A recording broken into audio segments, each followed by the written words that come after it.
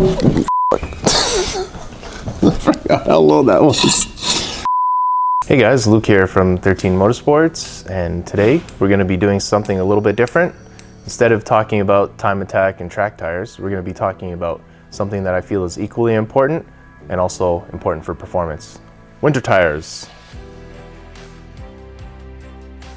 So typically we have about 4 different types of tires that are primarily used. We have our summers, which are the most fun for me, all seasons, all weathers, and winters. So summer tire, as the name suggests, is used in summer. And the grip is optimized, the tread design, and the life is going to be the best suited to summer conditions, hot weather conditions. All seasons are kind of the broadest and biggest compromise, where they're supposed to cover all the seasons. All weathers are a little bit more favorable in the winter, but are also a very compromised tire. And finally, we have winter tires, which in my opinion is what you want to use, especially in our climate and conditions. Winter tires are optimized tread design, life, and compound for sub-0 and temperatures below 7 degrees. So the rubber composition for winter tires is drastically different than summer tires.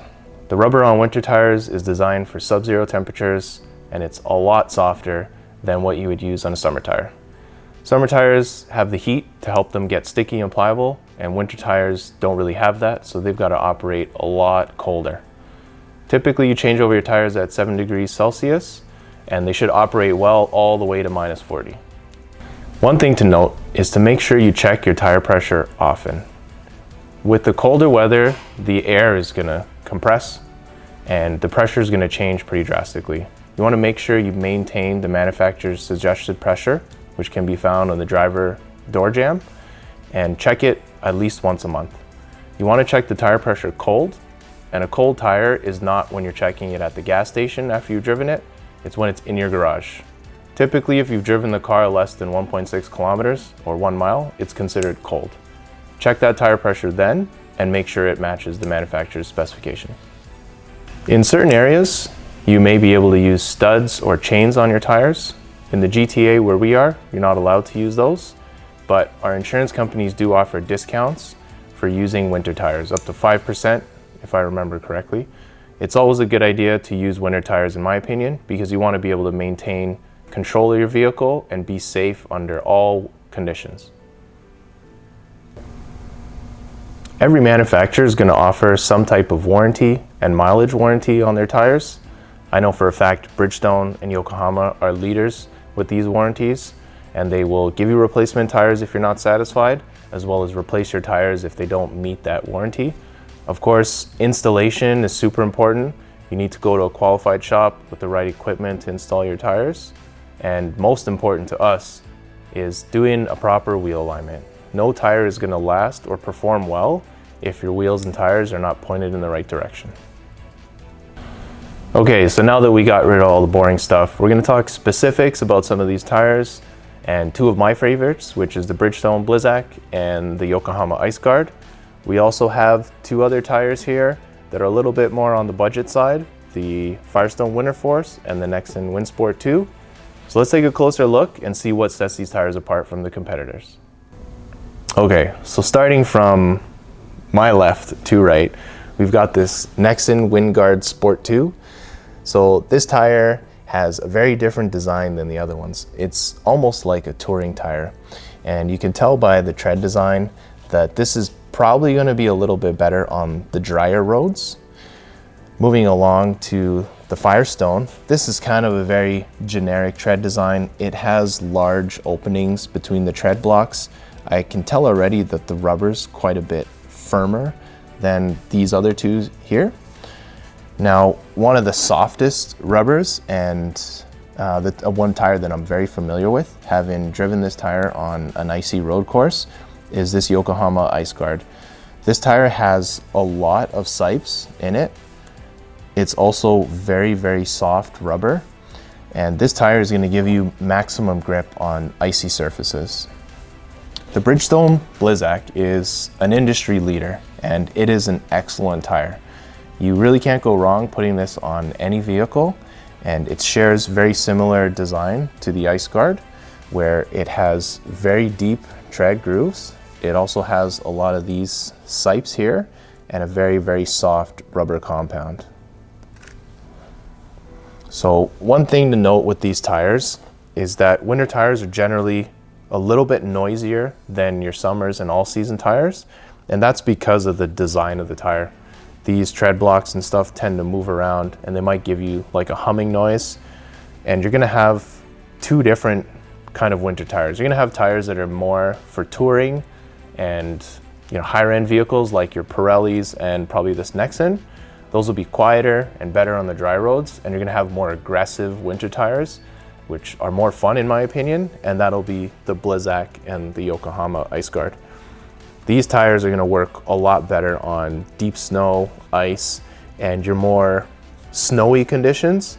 And then the other tires I mentioned are probably gonna work better in what I would call winter conditions. So you got to decide, based on where you live and where you want to drive, what type of tire is good for you. But my favorite is always going to be grippy ones in the snow, because you get predictable handling, you get good stopping power, good cornering under the snow. And of course, if you pull the handbrake, it's very easy to correct.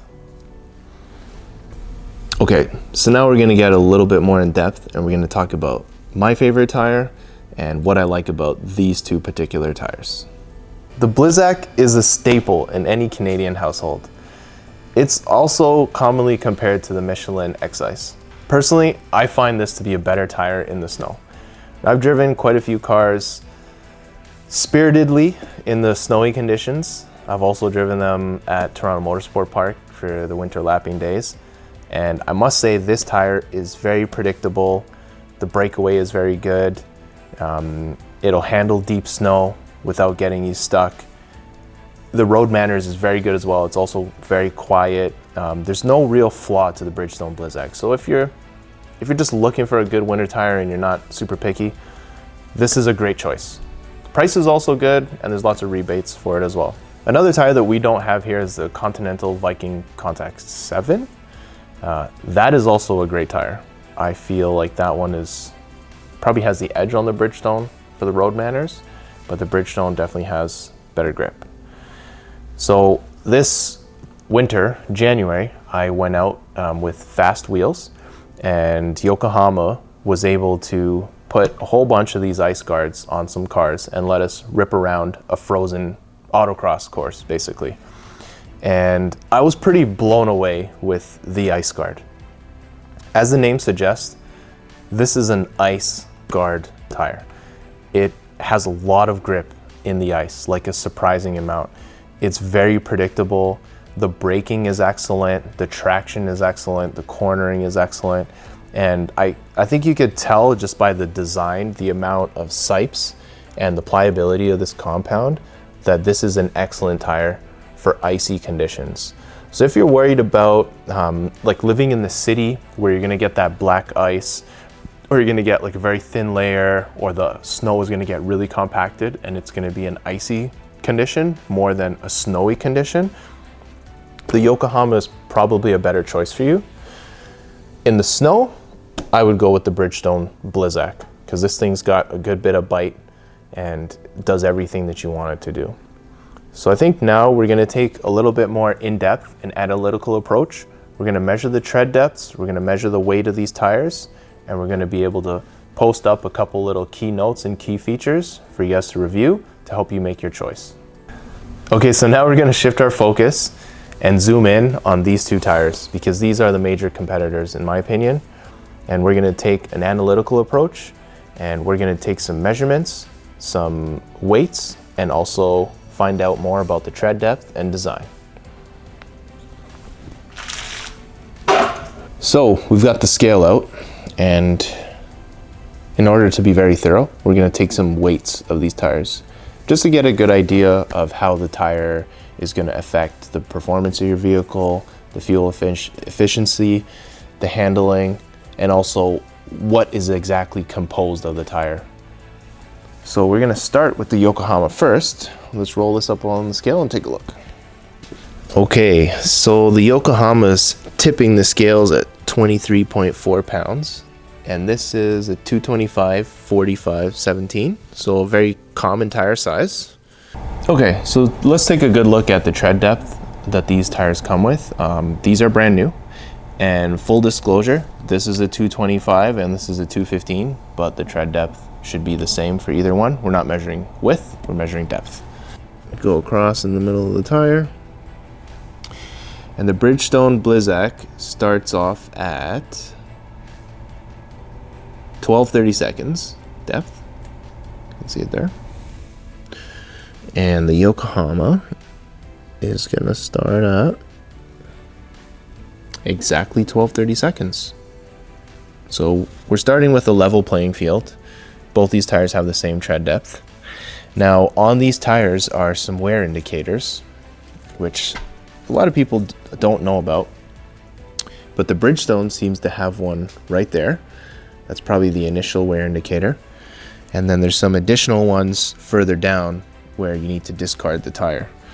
So this first one is probably where you find maximum performance, and then you can see the Yokohama one is right there. So let's measure to those wear indicators and see where we end up.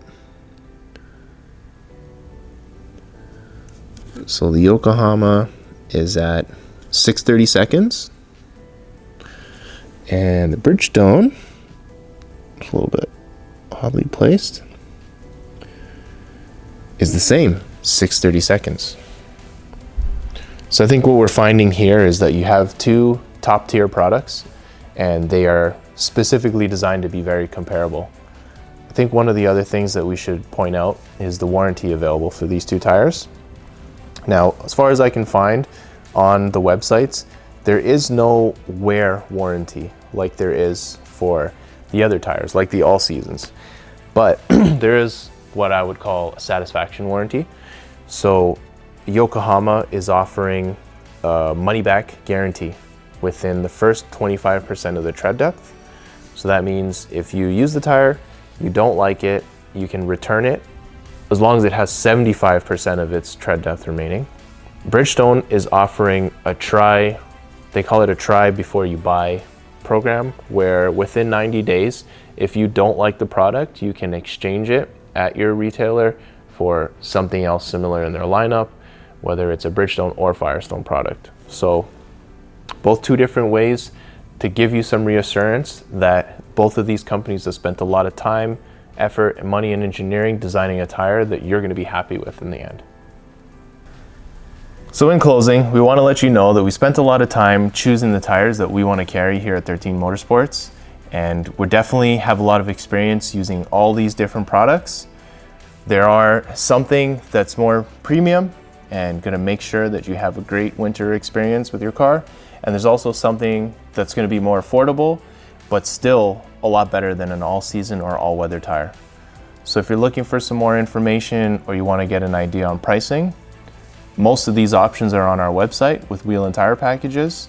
And if you see something that you don't like or that your car is not listed on our website, feel free to contact us via any of the normal means, social media, email, phone, or even drop by the store, and we'll try our best to help you out and make a decision that keeps you safe, comfortable, and have a great winter driving experience.